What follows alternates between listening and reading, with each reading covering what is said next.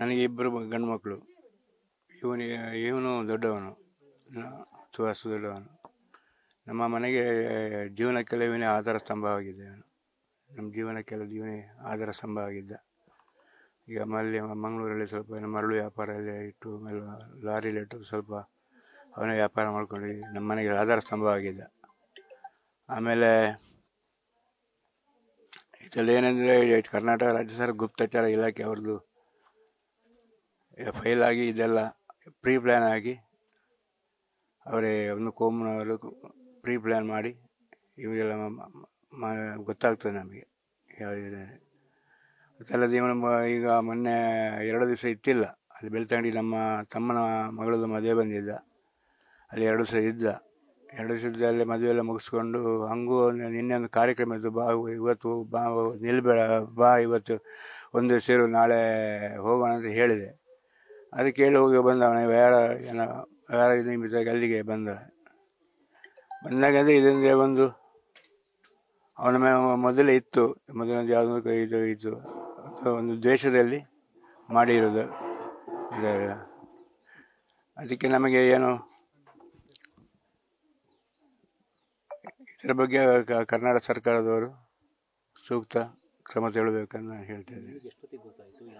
ನಮಗೆ ಗೊತ್ತಾಗಿದ್ದು ನೆನ್ನೆ ರಾತ್ರಿ ನಮ್ಮ ತಮ್ಮನ ಮಗಳ ಮದುವೆ ಫಂಕ್ಷನ್ ಇತ್ತು ಬೆಳ್ತಂಗಡಿಯಲ್ಲಿ. ಅಲ್ಲಿ ಫಂಕ್ಷನ್ ಇದ್ದಾಗ ನಾವು ಊಟಗೆಲ್ಲ ಬಡಿಸ್ತಾ ಇದ್ವೆಲ್ಲ. ಬಡಿಸ್ತೇವಾಗ ಯಾರೋ ಫೋನ್ ಬಂತು ನಮ್ಮ ಸ್ನೇಹಿತರು ಹಿಂಗೆ ಅಂತ. ಆಮೇಲೆ ಯಾರೋ ಹೇಳಿದ್ರು ಏಜಿಗೆ ತೊಗೊಂಡೋಗಿದ್ದಾರೆ, ಹಿಂಗೆ ಸ್ವಲ್ಪ ಹುಷಾರಾಗಿದ್ದಾರೆ ಅಂತ ಹೇಳಿದರು ಯಾರೋ ಒಬ್ಬರು. ಆಮೇಲೆ ರಾತ್ರಿ ಒಂದು 11 ಗಂಟೆಗೆ ಇಲ್ಲ ಈ ರೀತಿ ಆಗಿದೆ ಅಂತೆಲ್ಲ ಹೇಳಿದರು. ನಿಮ್ಮ ಮಗನ ಭೇಟಿ ಕೊನೆಯ ಕ್ಷಣದಲ್ಲಿ ಯಾವಾಗ ಆಗಿದೆ? ನಮ್ಮ ಮಗನ ಭೇಟಿ 30ನೇ ತಾರೀಕು ಮದುವೆ ದಿವಸ. ಮದುವೆ ಬಂದಿದ್ದ ಎಲ್ಲ ಅವನೆಲ್ಲ ಸ್ವಂತ ನನ್ನ ತಮ್ಮನ ಮಗಳ ಮದುವೆ, ಅವನ ತಂಗಿದ ಮದುವೆ. 2 ದಿವಸ ಅಲ್ಲೇ ಇದ್ದೆಲ್ಲ ನಮ್ಮೆಲ್ಲ ವ್ಯವಸ್ಥೆ ಮಾಡಿಬಿಟ್ಟು ಆಮೇಲೆ ಹೋದ 30ನೇ ತಾರೀಕು ಹೋದ. 30ನೇ ತಾರೀಕು ಕೊನೆಯದು ನೋಡಿ ನಾನು, ಆಮೇಲೆ ನೋಡಿಲ್ಲ. ಸುಹಾಸು ನನ್ನ ಜೀವಕ್ಕೆ ಬೆದರಿಕೆ ಇದೆ ಅಂತ ಒಟ್ಟು ಯಾವ ಥರ ಮತ್ತೆ ಹೇಳ್ಕೊಂಡಿದ್ದ? ಅದು ಹೇಳಿದ ನಾನೀಗ ಹಿಂಗೆ ಈಗ ನಾನೀಗ ಮೊದಲಂಗೆಲ್ಲ ಬಾರಿ ಇದು ಕಾಯ್ತಾ ಇದ್ದಾರೆ, ಬೆದರಿಗೆ ಕಾಯ್ತಾ ಇದ್ದಾರೆ ಅಂತ ಹೇಳಿದಾನೆ. ಮತ್ತೆ ಈ ರೀತಿ ಅವನ ಮೇಲೂ ಹಿಂದೆ ಒಂದು ಕೇಸ್ ಆಗಿತ್ತು. ಹೌದೌದು. ಜಾಸ್ತಿ ಆಯ್ತಾ ತಲೆ ಬಿಸಿ ಅಥವಾ ಏನು? ಇಲ್ಲ, ಕೇಸ್ ಆದಮೇಲೆ ಅವನು ಹೊರಗೆ ಹೋಗಿ ಬಂದ ಮೇಲೆ ಅದೆಲ್ಲ ಅವನು ಬಿಟ್ಬಿಟ್ಟಿದ್ದ. ನಾವು ಆಮೇಲೆ ಮೊದಲು ಬಜ್ಪೆಯಲ್ಲಿ ಇದ್ದೇವೆ. ನಾವು ಬಜ್ಪೆಯಲ್ಲಿ ಇದ್ದು ಆಮೇಲೆ ಇಲ್ಲಿಗೆ ನಮ್ಮದು ಇಲ್ಲಿ ಮೂಲ ಮನೆಯಲ್ಲಿ ಇತ್ತು, ಇಲ್ಲಿಗೆ ಬಂದೇವೆ. ಮೊದಲು ಅಲ್ಲೇ ಇದ್ದದು. ಇನ್ನು ಸುಮ್ಮನೆ ಅಲ್ಲಿ ಬೇಡ ಅಂತೇಳಿ ಇಲ್ಲಿನ ಅದು ಬಾಡಿಗೆ ಮನೆ ಇದ್ದದು ಬಜ್ಪೆಯಲ್ಲಿ, ಬಾಡಿಗೆ ಮನೆ. ಇಲ್ಲಿ ಸ್ವಲ್ಪ ಇಲ್ಲಿ ಅಲ್ಲ, ಮೇಲೆ ನಮ್ಮ ಚಿಕ್ಕದು ಮನೆಗಟ್ಟಿ ಮೇಲೆ ಇದ್ದೇವೆ.